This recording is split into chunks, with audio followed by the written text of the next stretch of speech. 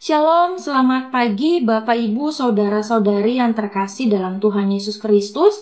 Pada pagi hari ini, Selasa 17 Mei 2022, saya Pendeta Marta Ulina Nababan bersama suami Bapak Yosefer mengajak jemaat Tuhan dimanapun berada untuk mengikuti renungan harian yang dikeluarkan oleh Sinode Gereja Kristen Oikumene di Indonesia GKO dengan berpedoman pada pola pembacaan Alkitab 4M, yaitu menerima, merenungkan, melakukan, dan membagikan firman Tuhan, yang diambil dari kitab Wahyu pasal 21 ayat 2 dengan tema Kota Kudus Yerusalem Baru. Untuk itu mari kita terlebih dahulu berdoa. Ya Bapa yang Maha Kudus, kami mengucap syukur untuk hari yang baru yang Engkau berikan bagi kami. Kami mau mengawali hari ini dalam pertolongan Tuhan. Kami mau belajar dari kebenaran firman Tuhan yang akan menuntun kami di sepanjang hari ini dalam melakukan berbagai aktivitas kami. Untuk itu mohon tuntunan daripada Roh Kudus-Mu agar kami mengerti, memahami kebenaran firman-Mu dan menjadi pelaku-pelaku firman Tuhan dalam kehidupan kami. Terima kasih Bapa, di dalam nama Tuhan Yesus Kristus kami berdoa. Amin. Wahyu pasal yang ke-21 ayat yang kedua, demikian firman Tuhan. Dan aku melihat kota yang kudus, Yerusalem yang baru, turun dari sorga, dari Allah, yang berhias bagaikan pengantin perempuan yang berdandan untuk suaminya. Amin. Nah, dari bacaan tadi, kita mau menggali isi Alkitab dengan beberapa pertanyaan. Apa yang Rasul Yohanes lihat? Yohanes melihat kota yang kudus, Yerusalem yang baru, turun dari sorga. Lalu, apa makna rohaninya bagi kita? Kota yang kudus, Yerusalem baru yang turun dari surga memiliki makna yang penting bagi kita, yaitu sebuah transformasi dari keadaan yang dipulihkan. Kata kudus dan baru pada ayat perenungan kita hari ini memberikan kita sebuah harapan akan sebuah restorasi kembali dari keadaan tempat yang sebelumnya najis dan lama akibat dosa. Perlu kita pahami, Kristus dalam karya keselamatannya bagi manusia mengerjakan semua yang paling kita butuhkan. Kematiannya menyelesaikan masalah terbesar kita, yaitu dosa.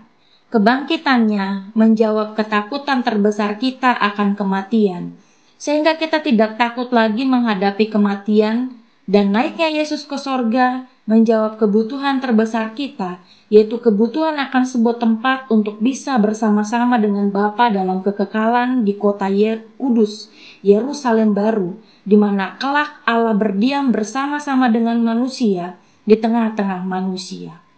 Kata kudus dan baru dalam bahasa aslinya memakai kata hagios dan kainos, yang merujuk pada sebuah perubahan kualitas, bukan pada kronologi waktu, sehingga tidak boleh dipahami dengan konsep ruang manusia yang sempit. Kota yang kudus, Yerusalem baru, bukanlah bicara sebuah tempat dengan titik lokasi tertentu, melainkan lebih kepada perubahan kualitas. Perubahan kualitas dalam hal apa? Dalam hal relasi antara Allah yang berkuasa dan manusia yang lemah, di mana tidak ada lagi jarak. Begitu dekat sampai dikatakan, Allah ada di tengah-tengah manusia dan Ia akan diam bersama-sama dengan mereka. Dan ketika Allah diam bersama-sama dengan manusia, maka tentu saja tidak ada lagi ratap tangis dan duka cita, karena kita ada bersama-sama dengan Sang Sumber sukacita itu sendiri, sehingga kota kudus, Yerusalem yang baru menjadi sesuatu yang indah yang kita nantikan dalam kehidupan kekristenan kita. Sekali lagi, bukan karena tempatnya, tapi karena kehadiran dari Allah itu sendiri. Tepat sekali. Nah, setelah kita mendengarkan renungan hari ini, apa yang harus kita lakukan?